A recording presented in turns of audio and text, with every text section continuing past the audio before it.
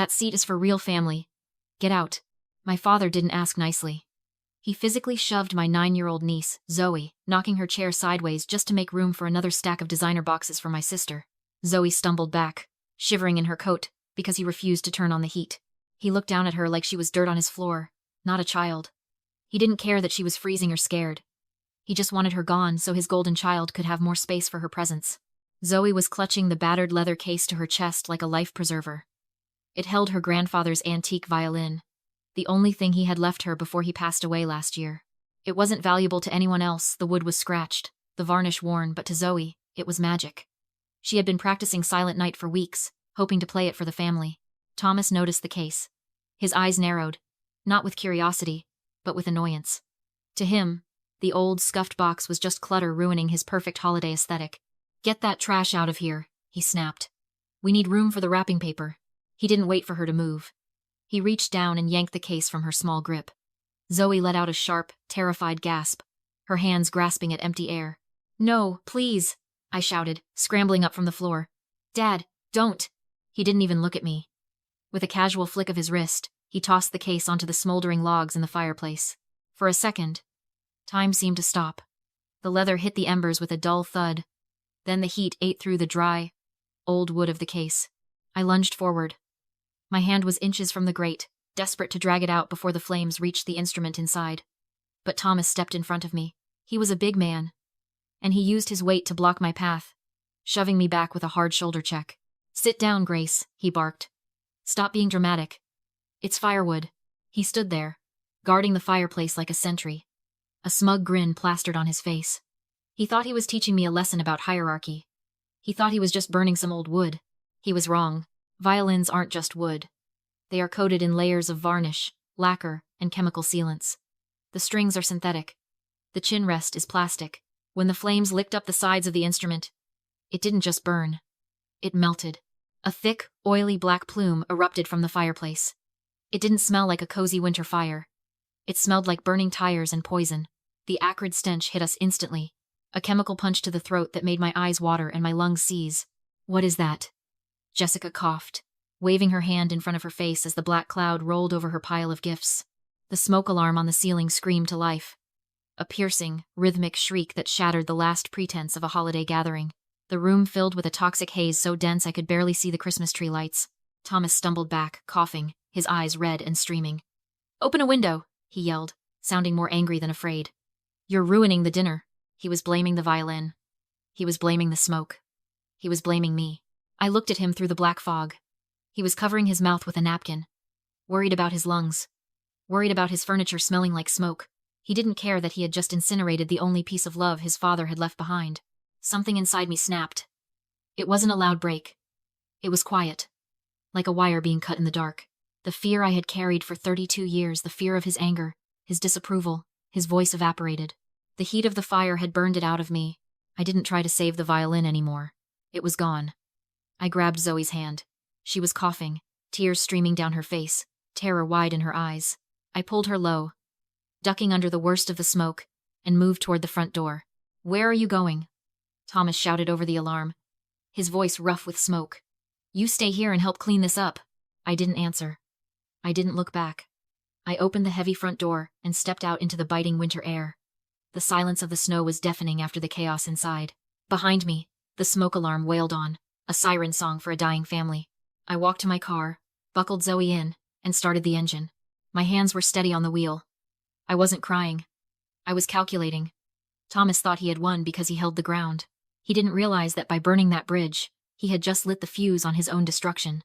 I drove away, leaving the black smoke to settle into his curtains, his carpets, and his lungs. The trap was set. Now, all I had to do was wait. I drove until the smell of smoke faded from the car's upholstery. We ended up at a chain hotel off the highway, the kind with fluorescent lights and vending machines in the lobby. It wasn't home, but it was warm. I watched Zoe sleep in the other bed. Her chest rose and fell in a steady rhythm. The terror of the evening finally washed away by exhaustion. She looked so small against the white sheets.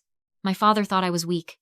He thought I was just Grace, the quiet one, the daughter who kept her head down and followed rules. He forgot what I actually do for a living. I am a risk auditor. I don't just look at spreadsheets. I look for the lies hidden inside them. I spend my days tracking digital footprints, untangling shell companies, and finding the one decimal point a CEO moved to hide $1 million embezzlement. People lie. Numbers don't. 6 months ago, the numbers told me everything. I had been reviewing the family's old financial records purely for tax purposes when I found a discrepancy in my education trust. It wasn't a small error. It was a crater. $185,000. Gone in a single wire transfer 5 years ago. It didn't take me long to trace it. I didn't need to hack anything. The paper trail was right there. Arrogant and sloppy. Thomas hadn't invested it. He hadn't borrowed it for a medical emergency. He had wired it directly to his mortgage lender to pay off the final lump sum on the house. The house he just kicked us out of. I remembered that year. Thomas had blown his own savings on a guaranteed investment scheme that turned out to be a Ponzi fraud. He was terrified of losing his status, of the neighbors seeing a for sale sign on the lawn. So, he cannibalized my future to save his image. When I confronted him about it back then, he didn't deny it. He laughed. He sat in his leather armchair, swirling his scotch, and gaslit me with a smile. I put a roof over your head for 18 years, Grace, he said, waving his hand dismissively. That money was family money. I used it to secure our legacy. You should be thanking me, not auditing me. He thought that was the end of it. He thought because he was my father, theft was just resource reallocation. He believed that possession was 9/10 of the law. Since the deed was in his name, he was safe. But he missed the most important detail. The legal concept that puts people like him in prison. It's called a constructive trust. In the eyes of the law, if you use stolen money to buy an asset, you don't own that asset. You are merely holding it in trust for the victim. You are a squatter in your own investment. Thomas used my $185,000 to buy the equity in that house. That meant the equity didn't belong to him. It belonged to me. I sat on the edge of the hotel bed, watching the city lights flicker outside. Thomas was probably sleeping soundly in his smoke-filled kingdom, thinking he had won because he was the one holding the keys. He didn't realize those keys were already useless. I hadn't sued him for the cash. He was broke. I'd never get it back. Instead, I had gone for the jugular. I went for the house. He thought tonight was about a violin. He didn't know the papers were already signed. He didn't know he was living in my house.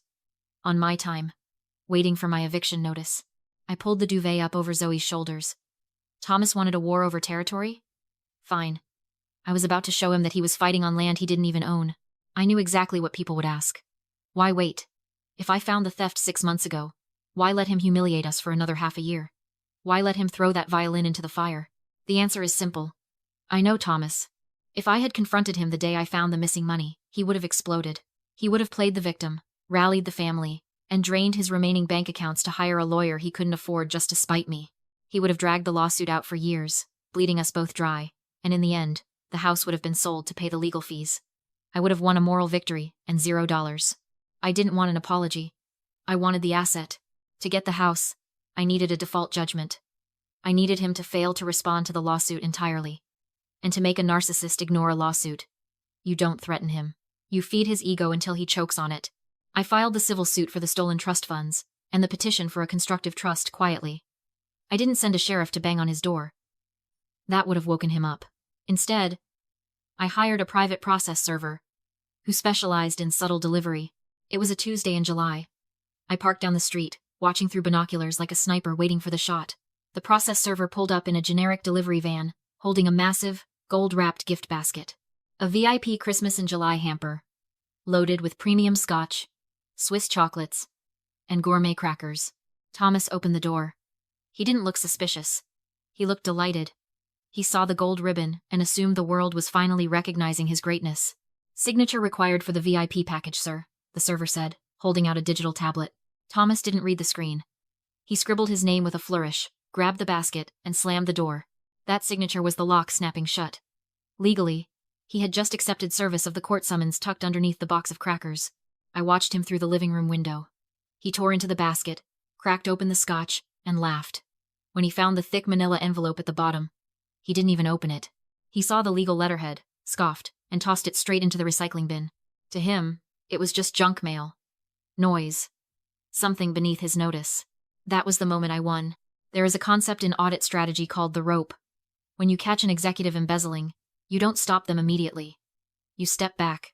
You let them feel safe. You give them enough rope to hang themselves. I gave Thomas 6 months of rope. I watched him burn through his final savings on a new lease for a luxury SUV he didn't need.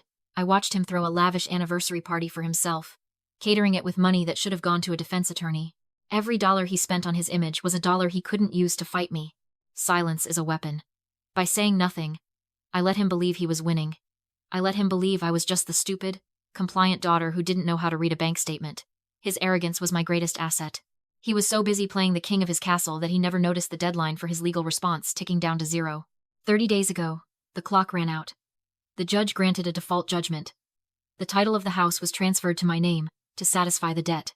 Thomas had been living in my house, rent-free, for a month. He thought he was the lord of the manor. He didn't know he was just a squatter, waiting for the sheriff. I turned over in the hotel bed, staring at the ceiling. The smoke in my lungs still burned. A reminder of the violin. He had destroyed the past tonight. But he had no idea that I had already foreclosed on his future. Christmas morning was hours away.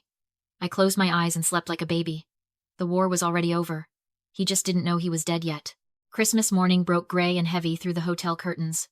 Beside me, Zoe was still asleep, curled into a tight ball, her breathing the only sound in the room.